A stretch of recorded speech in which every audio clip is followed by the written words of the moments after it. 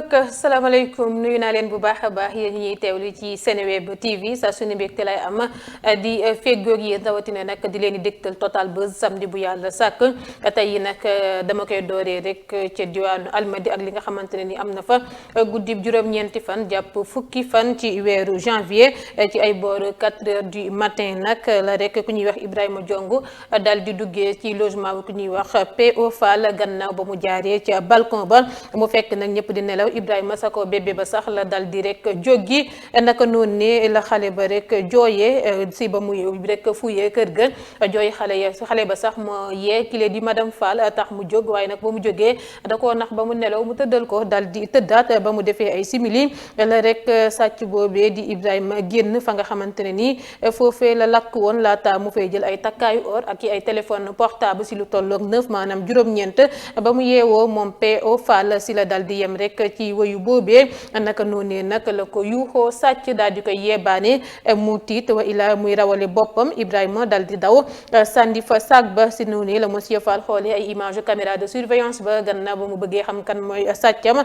moom moomee sax nee na ay julla ñoom ñoo ko ne kookee Ibrahima la tudd di Ibrahima Jong ñu naan ko booy Rufisque laata muy naan jëlal na ko 5 montre am ay takkaayu soxnaam ak 9 téléphone portable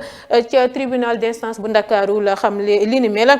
ñu koy toppee nag wàllum sàcc Ibrahima daa weddi ba tëdd si suuf loolee ñu koy tuumal ne laalewul benn yoon ci boobulee cambriolage laata mi naan takkaayu or ya ak rek téléphone portable ya mi ngi ko jëndee ca marché bu Colobane waaye nag teewul àttekat bi daal di koy daan ñaari atub kaso bokk ci juróom benn weer lëmb. ab sénégalais bu ay atam toll si fukk ak juróom-ñaar la ñu teg loxo ca réewum Espagne moom nag moodu boobee dañu ko teg loxo ngir lu mu sàcc ba noppi mettital benn laago ci biir benn bus mbir yi talaata bi la ñu génn la dal di am mu àndoon ak benn vénézuélien bu ñu sukkandikoo ci xibaar jot ñoom ñaar ñooñee dañoo njëkk a tàmbalee di fuyee laago ko say tegal sax dóor fekk mu doon wàcc bus ba ñeneen ña nekk sa oto ba sax ñoo alerté chauffeur ba mu dal di gaare ba noppi affronté ñaari agresseur yooyee laata ay agent yu police ba di leen di interpeller musiba daal di am bés yi ñu génn ca diwaanu Pikine Texaco ñaari collègues yay liggéeyee ca complexe xéewal gi nag ñoom ñoo fa daal di jotee jàppante ba li ni mel sax daal di mujjee jël bakkan gannaaw nag ba ñu weccante ay kàddu yu ñagas te ñaaw Abdoulaye Fall ak H Fall dañoo songoo xeex mu yoroon ngànnaay bu mu rek suruxaloon ca biir ay yéreem kile di H Fall daa jam kile di A Fall bu ñu sukkandikoo ci xibaar yi ñu jot si noonu nii la A Fall daanoo dal di ñàkk deret gu bëri lool tax mu ñàkk bakkanam si ba ñu koy évacué ka ko faat nag di Ashfal dafa dawoon waaye sax mujj nañu ko teg loxo. ca diwaanu Pikine Icotaf lay di sëg yéen ba tey ak rek employé wu restaurant bi nga xamante ne ni collègue am moo ko dal di faat résultat yu autopsie yi nag daal dinañu koy biral victime ba di Abdallah Fall ci àndam yu doy waar la ñàkkee bakkanam bu ñu sukkandikoo ci rek autopsie bi nga xamante ne ni ay enquêteur commissariat bu Pikine daal dinañ koy jot li ne mel nag la ñu xamle sax ci àndam gamu ñàkkee bakkanam certificat genre de mort ki lee nag di Abdallah mi ngi jamono ji ci ay loxo ndaw commissaire Arouna Ba mu yor rek wàllum enquête bi ci boobulee mbir bu ñu sukkandikoo ci document médical boobee génn àdduna waa joojee ay atam toll si ñaar fukk ak juróom góom bu xóot lool daal moom moo ko rek daal di sabab nga góom ba nga xamante ne ni ab jam-jam ak ab ngànnaay moo ko def avec perforation cardiaque et hémothorax de grande abondance naka noonee certificat bi ngir nag ñu mën koo denc si la ñu ko rek jébbal ñi nga xamante ne nii ñoo di ay mbokkam waaye nag ka ko faat mi ngi ba tey ci régime garde à vue ca commissariat bu Pikine. fukki weer gannaaw rek drame Gran Canaria bi nga xamante ne nii mi ngi amoon weeru mars tribunalu Las Palmas daal dina rek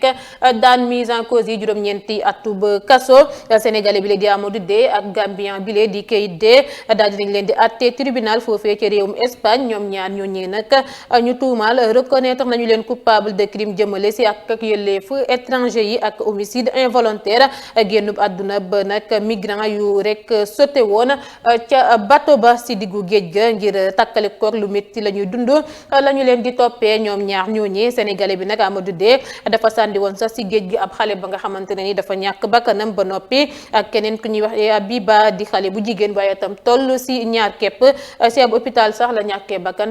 ñàkkee bakkanam moom tout tànk boobee gannaaw ab déshydratation bu graaw lu mu néew yeneen juróom benn doomi aadama xiif mar wala sax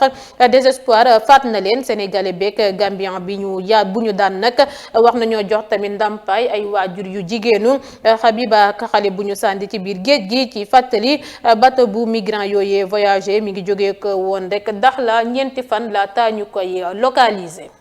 ma addu jëmale ci mbirum Pa Amadou Sall di pa ba nga xamante ne ni moom la ñu taal jëppeet ca diwaanu Kër Massar ak sëtam ci jamono bu ñuy amal rek campagne électorale yi ab rajo nag daa xamle woon ne Pa Amadou Sall moomee dafa génn àdduna waaye boobulee xibaar dara amu ca ndax frère am di Cheikh Sall daal dinay génn weddi ko ba mu seet moom nag nee na gars yi dañu koy woowee fu ne di koy laaj sax ndax frère am bi daa génn àdduna du xam ana lan la leen war a tontu naka noonee la ne daa choqué wu ba mu dëggee rek ci ab rajo ñu dal di tàggee frère am boobee ne daa génn àdduna gannaaw loolee sax la dal di joxe ay xibaar ci wàllum wér gu yaramam ne daal mu ngi rek tane bu baax a baax ak sëtam bile di Talla Sall. ba tey si boobulee xibaar parquet bu Pikine Guédiawaye daal dinay xamle ubbite ba ab information judiciaire jëmale ci kile di Dieynaba Ndiaye ñu jàpp ne moom moo santaane taal ga ñu taal këru ba ab militante Aminata Assome Diatta militante gëm sa bopp boobee ñoo ngi koy toppee mbirum incendie involontaire menace de mort ak yi ni mel moom nag mën nañoo ne sax jamono ji benn tànkam mu nga ca kaso ga ndax procureur door na ko mandat de dépôt gannaaw retour de parquet bi moom moomee daal dinay jànnoog àttekatu premier cabinet bu tribunal bu Pikine Guédiawaye bu dee mbir yi sax noonu la demee Dieynaba dina jaar tamit ca chambre criminelle Dieynaba Ndiaye defoon na sax ay audio yu bëri di si tëkku naan dina def doom kile di Aminata Assome Diatta audio yooyee sax mu defoon ñu ngi koy rek passante ci ay groupe WhatsApp ba sax rek ñi nga xamante ne ni ñoo di enquêteurs yi daal dinañu cay jot ñu limaale ko ci mbirum passeport diplomatique yi député bile di Boubacar Biaye dina janook nag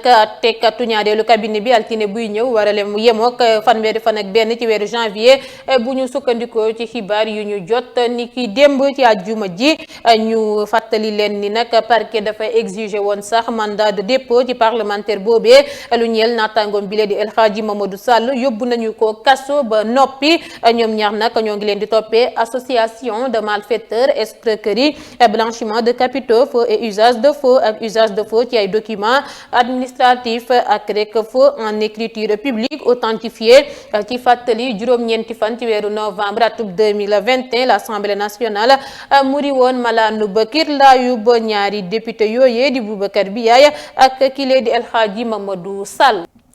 leneen njiital réewub Gambie di Adama Barrow daal dinay santaane rek ñu ubbi enquête si lu ñeel rek jàppante gu métti gu am foofee ci réewum Gambie ci diggante ay élément wu armée bi ak rek ay élément wu MFDC bu ñu sukkandikoo si xibaar ga ñu jot niki démb ci àjjuma ji Adama Barrow daa am lu ko métti lool ci demub ñaari soldat sénégalais yi ci frontière gambienne bi ab task force sax moom mooy diriger enquête boobee gannaaw loolee président bulee di Barrow daal dinay xamle ni daal gouvernement wam engagé wu nañ ngir jàmm ak rek kaaraange gu sax dakk tey sàkku ci askan wi ngir rek ñu wëyandi seeni ay activité comme nañu ko doon amalee jàppante boobu am si diggante ay éléments yu armée bi ak nag ay membre MFDC ci diwaanu Gambie suñu ñaari jàmbaar ñàkk nañu sa seen bakkan juróom-ñeenti réer gannaaw ba ñu xamulee ba jamono jilee ana fa leen jant bi di tiim waaye nag bu ñu sukkandikoo si DIRPA waa MFDC daal la ñu jàpp ne ñoo leen daal di téye en otage.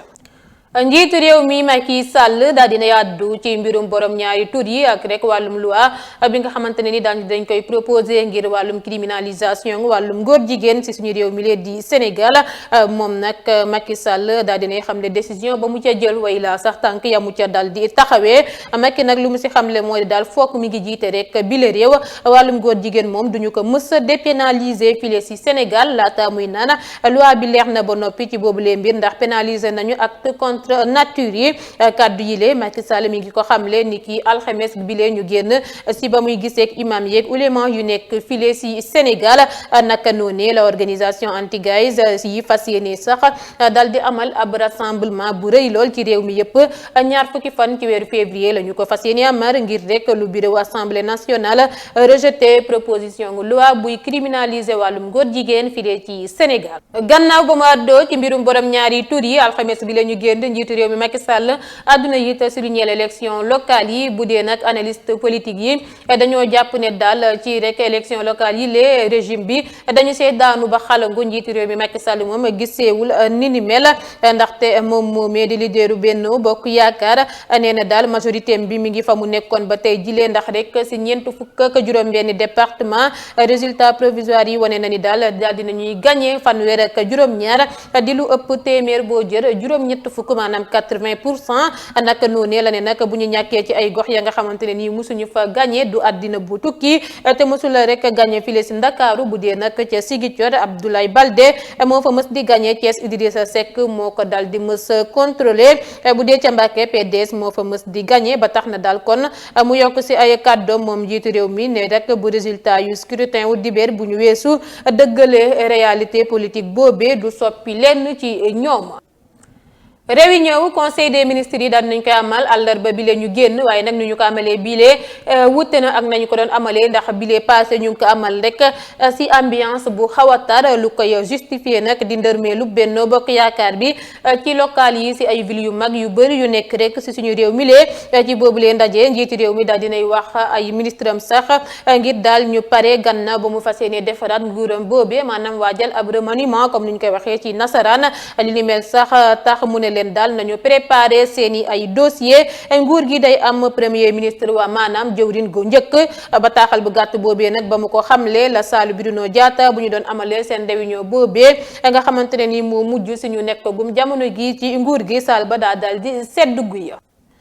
ci mbirum local yi la àddu nag ba tey gannaaw ba Benno Bokk Yaakaar dal di rek ndërmale wa ila ñàkkee élection yi ci ay ville yu mag yu bëri yu nekk si réew mi le Macky Sall daal dinay génn attaqué waa sàmm jikko yi même bu dee sa waxu ko carrément mel na ni njiitu réew mi Macky Sall dafa wéer daal defetu majorité présidentielle bi si lu état bañ a criminaliser wàllum góor jigéen gi li ni mel nag lu Aboubacar Mboup dëggal la wa ila lu mu gëm la gannaaw ba mu xam leen ni bu ñu gisee rek résultat local yi mu tëddee mën nañoo établir rapport bi aisément si diggante défaitu majorité bi ak blocage proposition loi bi naka noonu lay dànkaafoo sax ni ne en tant que ñu fal ñoo ngi wéy rek di xañ askan wi seen ak yelleef bu ñu mës a yaakaar am si ñoom la ñuy sàkku gannaaw loolu ànd sàmm jikko yi weddina tamit ne rek xibaar bu ñuy jot ne rek dañoo am audience ak njiitu réew mi Macky Sall nee nañ loolee dara amu ca te rek gise ba njiitu réew mi Macky Sall ak ña nga xamante ne nii ñoom ñooy imam yeeg ulema yu ci Sénégal laale wuñ ca benn yoon ñoom waa ànd sàmm jikko yi. résultat provisoire élection locale yi coalition ngu ku jéggile di Yewwi Askan Wi moo ca jël raw gàddu gi bu ñu sukkandikoo nag ci taskatu xabaar waaye itam analyste politique bi lee di Cheikh Yérim Seck coalition Benno Bokk Yaakaar war na rectifier tir bi wa ila defaruwaat wa ila defaraat sa seen toogaay lu ko may élection yi lee mooy doon acte bu jiitu bu jëm rek si seen ndërmeel ngir gën a dëggal nag analyse bi lee Cheikh Yérim Seck daa joxe exemple élection locale yu mujj ci wadd taskatu xibaar bi daa gis sax ni ki lee di Macky Sall daa war a indiwaat àndandoowam yu am mbooloo ya ndaxte rek daa wàññi base populaire régime bi gannaaw loolee ba tey Cheikh Yérim Seck gis na tamit ne am na solo lool Macky Sall dekkaliwaat yaakaar ci sénégalais yi la fexewaat ba sénégalais yi am yaakaar ci moom moomee di Macky Sall. daal di nañuy jot ba xibaar ne bureau wu ex directeur cabinet wu maire bu Yoff ak rek bu chef d'état civil ba dañu ko dal di yàkkate li ni mel nag vigile ya ñoo ko nemmeeku altine di ba ñu amalee vote ya ba ca rek ëllëg sa si nag ba tendance yu bëri joxe ndam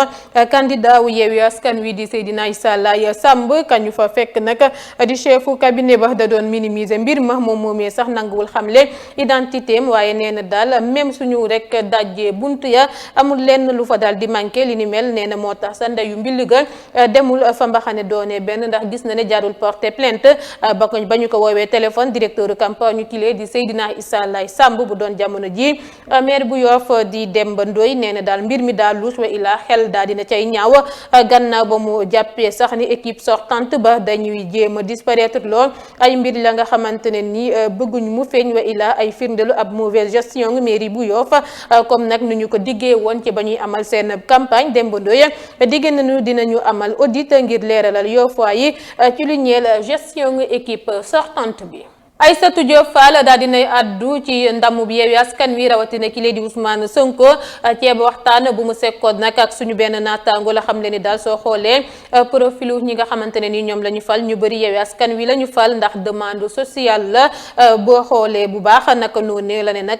sénégalais yi ñoo ne daal lépp ba mu des ki lee di Macky Sall te dëgg bi mooy sénégalais yi ñoom ñoo sanctionné daal njiitu réew mi Macky Sall gannaaw ba ñu ko dankaafu fee woon weeru mars daaw ba carton jaune ko te nag bii mooy sax ñaareelu carton jaune bi mu xamle ko tax mu ne nag rouge bi moo cay toppani te si législative yi lay doon wala rek atuba 2024 laata mu naan Macky Sall dafa daanu si ndëgg sërëxam bi te bu nag xamoon ni ni la lay demee kon du mës rek organiser local yi lee te moom Macky bu xoolaatul boppam dal di def ndànk buy génn ci réew mi lee génn bu ñaaw lay génnee ndax bàyyal gi ak fowee xelam yaakaar ni mi ngi nax sénégalais yi te boppam lay nax ba loolu weesoo Aïssatou Diop Fall ne nag waa Yewwi Askan Wi yëpp nañu delloo njukkal Ousmane Sonko ak kile di dibeer bi la ñu génn yema woon ak ñaar fukki fan ak ñett ci weeru janvier gannaaw ba mu amalee votam ba noppi ca dispensaire Santhiaba maire sortant bu Ziguinchor Abdoulaye Baldé ak tamit candidat union centriste bu Sénégal daa xamle génn àdduna ba kenn si ay militant wam di ndaw bi lee di Moustapha Diatta naka noonu la ne sax dañu ko dal di rek jam si ab xeexoo ak rek ay membre coalition bi lee di Yewwi Askan Wi àjjuma ba leen ñu génn mu jëkk jëlee cay gaañu laata sax mu cay mujjee ñàkk bakkanam ñaari fan gannaaw ba ñu ko rek hospitalisé ci hôpital régional bu Ziguinchor ñeenti suñu naataango yi woo ko téléphone waajur bu jigéenu xale boobee nee na daal problème mu xaalis moom moo wundu génnub àdduna ba doomam joojee wuuteeg rek lu Abdoulaye Baldé xamle nee na ndax doomam joojee ak ay xaritam dañoo amoon problème mu xaalis bés jooyee tax ñu doon faral sax di jotee si noonu la ne nag bëggul ñuy jëfandikoo daal wàllum politique si mbirum doomam joojee tey naan xamul ba xam ndax ku ko faat day def politique am déet lenn daal la si xam di xaalis daal moom moo leen boole doon rek sabab ay jote ci seen rek diggante nee na sax xaalis ba ci junne la toll mu xamle ko moom waajur bu jigéenu ndem si yàlla Moustapha Diatta mbir mi ni mel nag police sax ubbi na ci Mame Gor Diazaka sax moom it àdduna ci résultat yu élection locale yi lee dal di tontuwaale sax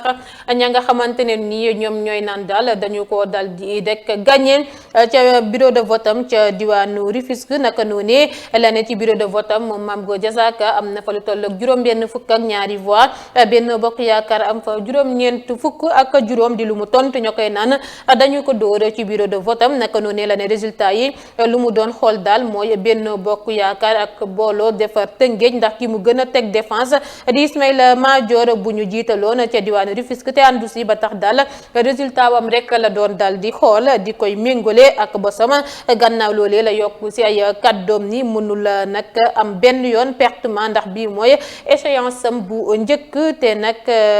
gagnéem bu njëkk mooy rek lu mu dem élection moom Mame Gor te bureau boo dem si Tëngéej am na fa ay voix wuuteeg lu ñuy wax tey naan Tëngéej la juddoo yadoo fa màggee fa dajale xaalisam joxe caution di campagne ngir rek soppi Rufisque ba tax na bu ñu tànnee keneen tamit ñoom ñaar ñoom ñooy bokk ca conseil municipal ba loolu weesoo la ne nag mi ngi félicité bu baax a baax Ousmane Sonko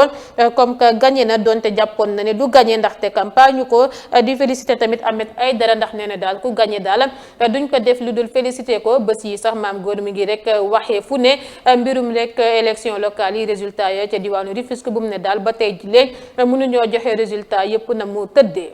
Ahmed Khalifa Niass àdduna ci ndam bu Ousmane Sonko bi file sax ci Seneweb la ci yëkkatee ay kàddu gannaaw ba mu xam leen ni daal gis-gisam moo di daal couteau à double tranchant la ndaxte bu mu ñëwee këram moom Sonko daaw daf ko waxoon ni daal yow nekk chef Ziguinchor moom moo jekk si yow te loolee sax nee na moo am niki tey naka noonu la ne Ousmane Sonko magu boppam la xam na ni mu def ba rek am ndam te xam na ni mu def ba attiré foofee kon nag na ko daal di rek wëyandi gannaaw loolu Ahmed nee na waxoon na Sonko tamit daaw ne ko daal yow yaa war a nekk nitu jàmm foofee ca Casamance. ba tey si lu ñeel élection locale yi ak bila yoon mbirum fukk ak ñaari mbër nervi ya nga xamante ne nii ñu ngi leen recruter woon file ci Ndakaaru di leen doon fay ñaari junne jàpp ñetti junne si suñuy koppar bés bu yàlla sàkk ñoom ñooñee nag daal dinañ leen di teg loxo ba daal di leen di sax déféré parquet ñu yoroon ay jaasi ak i paaka ñoom ñooñee Louga la ñu wàccoon àjjuma bële ñu génn ngir song ay centre de vote yu mag bésub scrutin ba di beer ñaar fukki fan ak ñett ci weeru janvier bu ñu sukkandikoo ci xibaar yi ñu jot fukk ak ñaari nervi yooyu bokk ci ay mbër police daal dina leen di interpeller ba ñu leen teewloo la ñu xam le ne daal MG ak AH ñoo leen jël ci Ndakaaru ñenn nag ca nervi sax dañoo daw bàyyi fa seeni ay pièces d'identité ci falu ba futur chef gouvernement bi gannaaw élection locale yi la ñu ko rek war a amal ka koy doon nag dinañu ko xam fii ak juróom-ñetti fan way la juróom-ñetti fan ci weeru février bu ñu sukkandikoo ci xibaar yi ñu jot Macky Sall dina xarandi rek ba jógee ko Ndakaaru demee investir ca présidence Union africaine ca Addis Abeba nekkee ca Éthiopie ba noppi bu dellu seen nag juróom-ñaari fan ci weeru février moom Macky Sall si lay décider rek ku muy fal 4e premier ministre am njiitu réew mi nag yàkkamtiwul rax si dolli daa bëgg rek jël temps wam bu baax a baax ngir analyser résultat élection locale yi lee ñu jógee. xibaar bu nakkar yi daal dinay tabbi ci kile di Moustapha Tall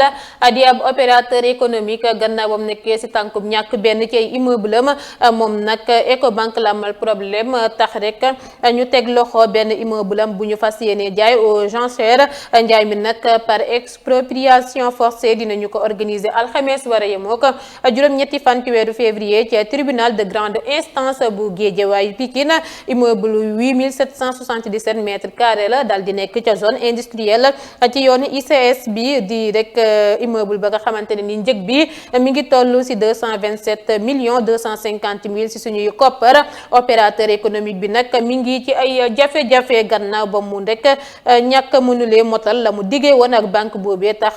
ñu teg loxo si immeuble bu nekkoon sous hypothèque. People mu dégg alxayri alxames bile ñu génn gannaaw ba ñu ko rek jëlee soxna actrice comédienne bile di Ami Collé ñu gën koo xàmmee sax ci infidèle daal dinay tuur ay rongoñ ngir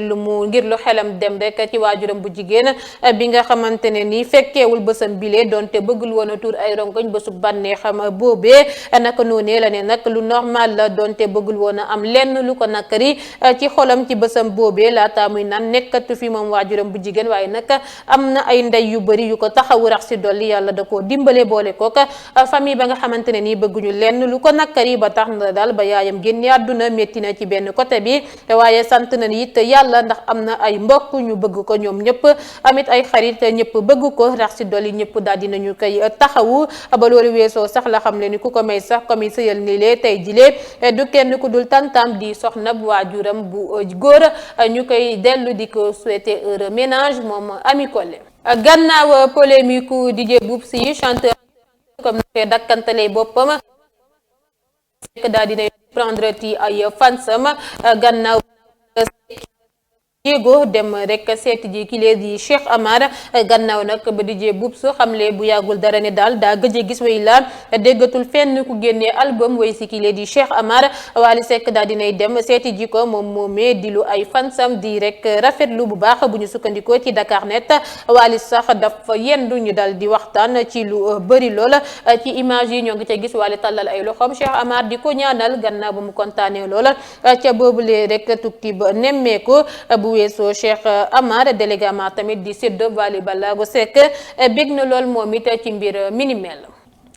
gannaaw confrontation bu Bijou Ngoné amal rek gaaw bi ñu génn foofee ca 2STV daal di say dalal ay féticheur ñi nga xamante ne ni ñoo di waa Senda daal dinañ cay am ab liggéey jot nañu xibaar ne déposé nañu lu mot fanweeri plainte jëmale ci émission bile di confrontation buy daw ca 2STV te Bijou Ngoné di koy présenté ca boobule émission bu ñu diffusé ñaar fukki fan ak ñaar ci weeru janvier atum 2022 bi la ñu nekk kenn sa invité ya ne rek féticheur la dafa dal di définir ne féticheur mooy ki nga xamante ne nii gëmul yàlla gëmul yonent bi rawatina lu laale ci wàllum diine moom mu doon xam ne li ni mel sax mi ngi takkoon jëllu ba Cheikh Ibrahima Fall ci baatam di ko doon it waatee naka noonee structure bu Babacar Diagne jiite xamle na ni daal ay jëfin ak rek gëm-gëmu kookee identifié wu comme taalibe maam Cheikh Ibra Fall dëppawul ak ay njàngale ba kilifa diine boobee te la koy firndeel bokk na si fanweeri plainte ya ñu déposé ak protestation ya foofee ca Senda tax daal ñu dankaafu 2STV ngir rek mu dakkal mbir yi ni mel laata Babacar laata ñuy exiger rek ki nga xamante ne nii moo di El Hadj Ndiaye ak rek émission boobee ñoo koy def di confrontation ngir daal ñu daal di jéggalu sénégalais yi rawatina rek ñi nga xamante ne nii ñoo di communauté Baye Fall gi li ni mel nag ñu ngi leen ko sant ci seen beneen émission confrontation bu ñuy waral amalaat. daal di nañuy fuité ab audio bi nga xamante ne nii mun nañoo ne dafa setal deru ba oustaz Pape Hann ak kile di oustaz Modou Fall ci tuuma yu Chacha dal di tegoon seen ndodd ca boobule audio nag ba xale bu góor nekkoon faru ba rek kookee génn di weer oustaz Pape Hann ne rek dañu doon daje ci ab hôtel bu nekk Thiès audio ba nag ñoo ngi ca dégg rek waa ji naan kookee di Chacha waru la wax ba ñu gëm ko te amul sax ngir wax ndax moom moo gën a bon ñëpp ci noonu la ne soxna soosee da koo xam maîtriser ko Aïssatou Ndiaye la tudd dëkk Ngunjaan ci wetu Touba di nit ka nga xamante ne ni du wax dëgg ci kaw suuf bëgg tuur nee na daal moo tax mu def li ni mel te loolee leer na ko rax si dolli nekkatul sax Thiès mi ngi Ndakaaru nekk si boppam yor ñaari doomam gannaaw ba ñu ko takkee woon mu nekk si sëy di fo ba ñu ko fase te fen rek lay def ak jaxase ay nit neex làmmiñ naka noonee la waa ji ne nag oustaz Pape Hann defalu ko lenn rawatina ki lee di oustaz Modou Fall waaye nag dafa nekk jullit di doomu gor ba tax na daal su gisee nit ka nga xamante ne nii dañu koo tuumal te mu xam mu bu baax ka ko tuumal xam ne dara du ci dëgg lu ko war daal mooy mu génn dal di leeral. gannaaw ba mu tàggoowee lu tolloog ñetti yoon jot nañu ay xibaar ba si ñu génn ne rek kile di Omaro dafa jël soxna Alima bu télévision Futurs Médias xibaar boobee nag lu bëri daal nañ si addu ci mbirum rek Omaro ak Alima mi nga xamante ne nii diriyanke dëgg la comme ni ñu koy waxee ci commentaire yi naka noonu sax la ñu ne ñoom ñaar ñooñee bëggante daal di nañuy dagganal seen diggante ci nu mu gën a simple li ni mel nag Adamo am na la mu ca xamle ci ab vidéo bu mu dal di def ne dara amu ca Alima ak Omaro musuñoo sëy xibaar bu ñu créé la ngir rek wut buzz ci fàttali li ni mel jur na réaction yu bëri gannaaw ba ñu si bëri yéyee yàbbi wax ca seen ba xalaat. ci kàddu yu ñagas kile di Titi daal dinay wax Ndeye Gueye ay dëggam ci ab waxtaan bu mu sekkoon nag ak suñu benn ndaataango la Titi rek daal di rek yëkkee ay kàddu daal di jëmale ci ki nga xamante ne ni moom moo di Ndeye Gueye di ay kàddu ba tontu moom nag Ndeye Gueye daa rek ñaaxoon Titi ngir mu xoolaat doxalinam kàddu ya daal di koy frustré tax Titi tontu ko ne daal Ndeye Gueye gis-gisam la wax te nag bokkuñu rek si lu ñu nekk laata muy naan ak tànge sax la gisee ne rek moom moomee journaliste la gannaaw ba mu ko gisee muy def émission naka noonu la ne nag sekkul ak Ndeye Gueye lenn lu dul daal su dal di rek génnewee produit dal di woo Ibou Ndour ne ko woowoon ma Ndeye Gueye ma fay ko mu feccel ma su amee teraanga may ko gannaaw loolu la ne kon nag na nekk si vie privée ba ko mu nekk ci vie privée ma ndem bëgg na lu muy def ndax feccam daf ko mës a neex waaye moom Titi bëggul ku dañ kumpa ba tax na daal nag rek ku si nekk rek nekk si lu mu nekk ndaxte moom mooy li gën mu xamle ko moom Titi. ba tey ci mbirum Titi waaye bi la yoon ak mbirum waajuram bu góor moom nag Titi ndekete am na dëgg ci kaw kile di Patina Mbayang Thiam nag moom moo génn leeral gannaaw saytu yu mu ci def la xam leen ni daal kile rek di Patine dafa jaawalante Titi ak doomam ndaxte ka muy naan nag moom la doon sëyal nekk rek ca Mauritanie la mu ca wax yëpp dëgg la te kookee mu nga ca Mauritanie sax nee na ba tey jile dëkk premier di sëy am rek njaboot doon it mag ku muy wax tamit ne doomam la di rek Ndeye Fatou Tine mu nga foofee tamit ca Mauritanie Mauritanie di sëy am njaboot nee na nag Ndeye Fatou Tine boobee la pa bi rek jaawale ak Titi mu nekk file si Sénégal doon wëykat li ni mel nag nee na am na ci lu ko leer nañ te bu Patine bëggee mu yóbbu ko rek ba si rek doomam joojee ak yaayu doomam ji wala mu jox ko numéro téléphone ki nga xamante ne nii mbokk yaayu doomam joojee muy wax la gannaaw nag lile Mbayang Thiam xamle waaye nag mel na ni ba tey Patine nanguwul moom daal ba tey rek fa mu tegoon tànkam la ko teg di wëykat bile di Titi mooy doomam. Amina di rek sénégalaise ba nekk ci réewum États-Unis te ay rek àddamoo biraloon ay vidéo yu ñaawam dañu koy menacé daal jëlee ko foofee ci réewum États-Unis delloo si ko file ci Sénégal gannaaw ba ñu ko tëjee kaso ba mujj ko placé sous contrôle judiciaire ba àddamoo partagé vidéo am yooyee Amina def lu dul daal dut baaraam tuuma ay naataango sénégalais wam ya nekk foofee tax mu tipperleel leen ay saaga ak rek tëkku ci ay audio yamu leen yónnee audio yooyee sax la ñu daal di jël firndeel daal di koy porté ci justice américaine bi ngir menace ak voie de fait li ni mel tax na ñu tëj ko ñeenti fan laata ñu koy libéré sous caution ba noppi daal di koy defal rek contrôle judiciaire ci waxtu bu ñuy xaarandi procès bu ñu war a amal ñaari fan ci weeru février Amina amul xel mu dal gannaaw ba ñooñee mu ko sekkal di koy rek xamalee ne dinañ ko jëlee foofee ci États-Unis delloo si ko file ci Sénégal.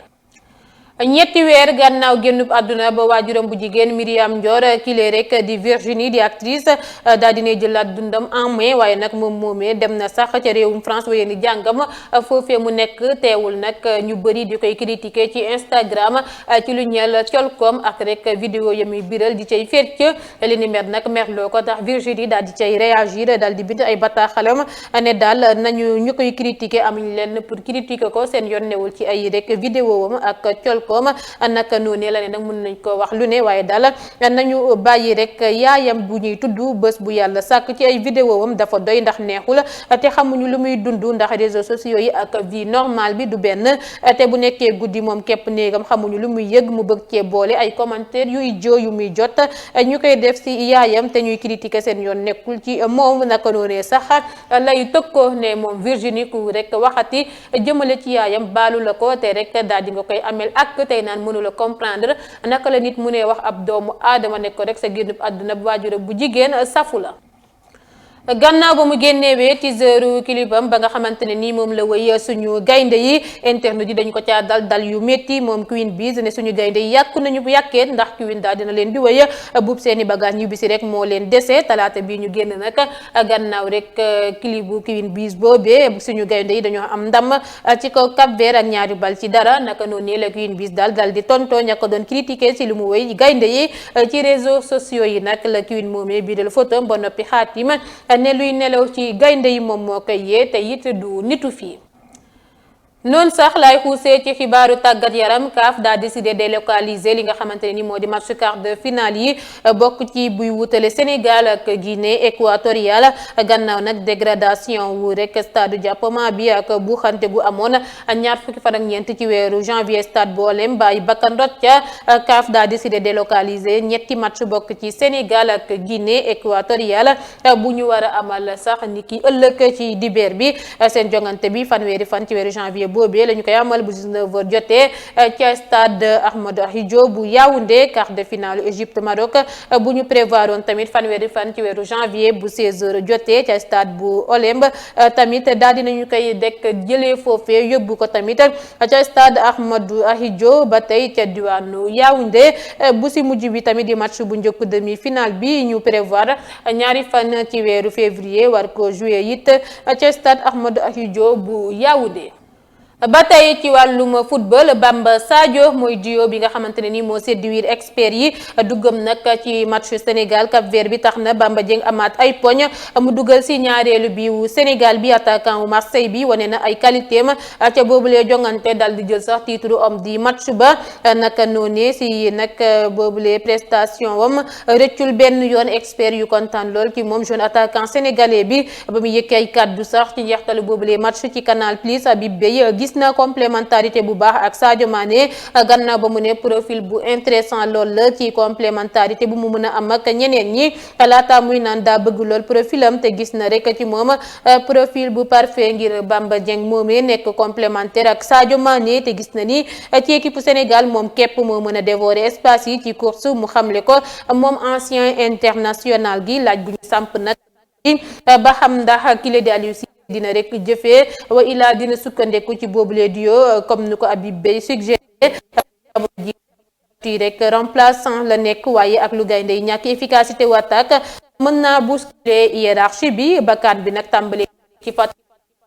ñetti bii la ci amagum ci ñeenti match ñu war a daje Guinée équatoriale ni ki ëllëg ci dibeer bi profilu Bamba Dieng mën na rek dimbale si lu bëri waaye Aliou Cissé am na tamit choix ak ñëwaatub Ismaïla Sarr si tanière bi ngir lu ñeel nag prime quart de finale yi équipe yu qualifié dinañu am ku si nekk lépp 680 millions si suñuy koppar lu ñeel qualification bi ngir demi-finale yi ña cay qualifié dinañu laal 2,2 millions dollars 5 millions dollars mooy dem ci gafaka kuy jël raw gàddu gi ci final gi finaliste bi nag war a laal 2,75 millions dollars.